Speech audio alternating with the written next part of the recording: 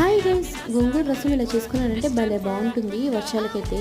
ముందుగా అయితే stove on చేసుకుని ప్యాన్ పెట్టుకుని 3 టేబుల్ స్పూన్స్ వరకు ఆయిల్ అయితే వేసుకోండి. ఆయిల్ లైట్గా హీట్ అయ్యాక ఆవాలు, జీలకర్ర, ఎండుమిర్చి, కరివేపాకు, దంచి పెట్టుకుని వెల్లుల్లి అయితే వేసుకోండి. తాలింపు బాగా వేగిన తర్వాత మన దగ్గర మినప్పిండి వడియాలు ఉంటాయి కదా, వాటిని కూడా వేసుకోండి. వేసుకుని మళ్ళీ ఒకసారి బాగా వేసుకోండి.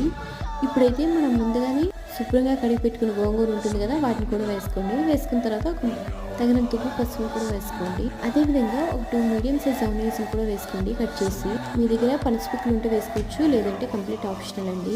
వేసుకున్న తర్వాత మీ రిక్వైర్మెంట్ బట్టి చింతపండు పులుసును కూడా వేసుకోండి. వేసుకున్న తర్వాత కారం, అదేవిధంగా ధనియాలు, జీలకర్ర పొడి, కొంచెం కర్రీ మసాలా అయితే వేసుకోండి.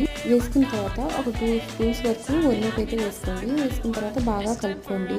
బాగా కలుపుకొని ఈ గోంగూర రసం అయితే ఒక 10 to 15 minutes బాగా ఉడకనివ్వండి. అందులో ఉండే వడియాలు, అదేవిధంగా పనసపిక్కలు అయితే బాగా ఉడుకుతాయి. అంతేనండి, ఎంతో టేస్టీగా ఉండే గోంగూర రసం అయితే రెడీ అయిపోతుంది.